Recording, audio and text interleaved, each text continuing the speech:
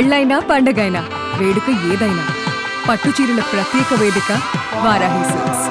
సాంప్రదాయానికి సౌందర్యానికి వారధి. ఆంధ్రప్రదేశ్కి కేంద్ర ప్రభుత్వం మరో శుభవార్త వినిపించబోతుందా?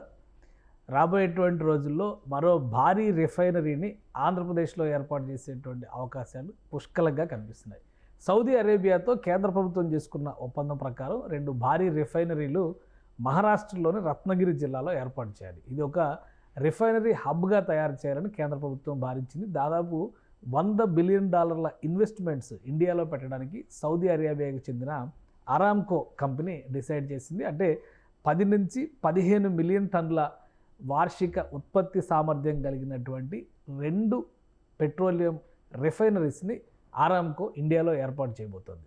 ఇందులో ఒకటి ఓఎన్జీసీతో ఒప్పందం చేసుకొని మరొకటి బీపీసీఎల్తో ఒప్పందం చేసుకోవడం ద్వారా ఇండియాలో ఎస్టాబ్లిష్ చేయాల్సినటువంటి అవసరం ఉంది. అయితే మహారాష్ట్రలోని రత్నగిరి జిల్లాలో ఇప్పటికే ప్రభుత్వం అక్కడ ఏర్పాటు చేయాలనే నిర్ణయం తీసుకున్నప్పటికీ స్థల సేకరణ విషయంలో అనేక ఇబ్బందులు ఎదురవుతున్నాయి. స్థానికంగా భూముల సమీకరణకి కానీ సేకరణకి కానీ స్థానిక ప్రజానీకం సహకరించని పరిస్థితుల్లో కేంద్ర ప్రభుత్వం ఈ ప్రాజెక్టు పైన పునరాలోచనలో పడింది. ఈ నేపథ్యంలో ఈ 2 ప్రాజెక్టుల్ని 2 రాష్ట్రాలకి బదలాయించాలనేటువంటి నిర్ణయం సూచాయిగా తీసుకున్నట్టుగా తెలుస్తుంది. ఒకవేళ ఇది ఫైనల్ డెసిషన్ కనుక అయితే గుజరాత్లో ఒక రిఫైనరీ, అలానే ఆంధ్రప్రదేశ్లో 2వ రిఫైనరీ ఏర్పాటు అయ్యేటువంటి అవకాశాలు కనిపిస్తున్నాయి.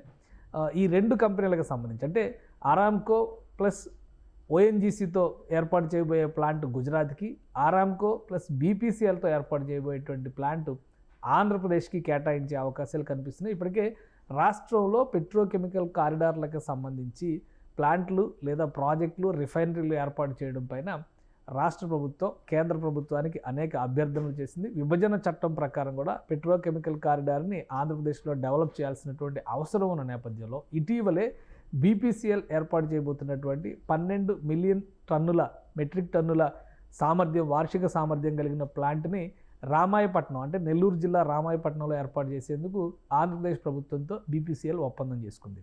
దీనికి అదనంగా మరొక రిఫైనరీ ఇప్పుడు ఆంధ్రప్రదేశ్కి కేటాయించే అవకాశాలు కనిపిస్తున్నాయి. కేంద్ర ప్రభుత్వం ఫైనల్ డెసిషన్ తీసుకున్న తర్వాత సౌదీ అరేబియాకి చెందినటువంటి అరామ్కో సంయుక్తంగా అరామ్కోతో కలిసి బీపీసీఎల్ ఏర్పాటు చేయబోయేటువంటి ప్లాంట్ని ఆంధ్రప్రదేశ్లో ఎక్కడ ఏర్పాటు చేయబోతారు అనేటువంటి అంశం పైన డెసిషన్ తీసుకునే ఛాన్సెస్ ఉన్నాయి. ప్రధానంగా విశాఖ నుంచి కోస్తా తీరంలో ఉన్నటువంటి అనేక పోర్టుల సౌకర్యాలను వినియోగించుకోవడం ద్వారా తీరంలోనే ఈ ప్లాంట్లు ఏర్పాటు చేసేటువంటి అవకాశాలు కనిపిస్తున్నాయి.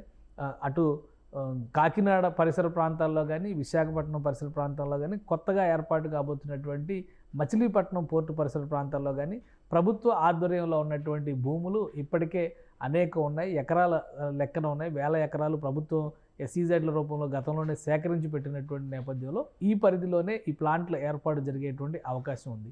సో అతి త్వరలోనే కేంద్ర ప్రభుత్వం ఈ తీపి కబురుని తెలుగు ప్రజలకి ముఖ్యంగా ఆంధ్రప్రదేశ్ ప్రజలకు వినిపించబోతోంది. అరామ్కో ప్లస్ బీపీసీఎల్ కాంబినేషన్లో ఒక కొత్త రిఫైనరీ ఏపీలో ఏర్పాటయ్యే అవకాశాలు కనిపిస్తున్నాయి. దీనికి సంబంధించి కేంద్ర ప్రభుత్వ శాఖల నుంచి వస్తున్నటువంటి సమాచారం ప్రకారం చూస్తే రత్నగిరి జిల్లాలో ఎదురవుతున్నటువంటి ప్రతికూలతలను దృష్టిలో పెట్టుకొని ఈ 2 రాష్ట్రాలకి 2 ప్లాంట్లు కేటాయించే అవకాశాలు కనిపిస్తున్నాయి. సుమన్ టీవీలో మీ పర్సనల్ అండ్ బిజినెస్ ప్రమోషన్స్ కోసం కింది నెంబర్కి కాంటాక్ట్ చేయండి.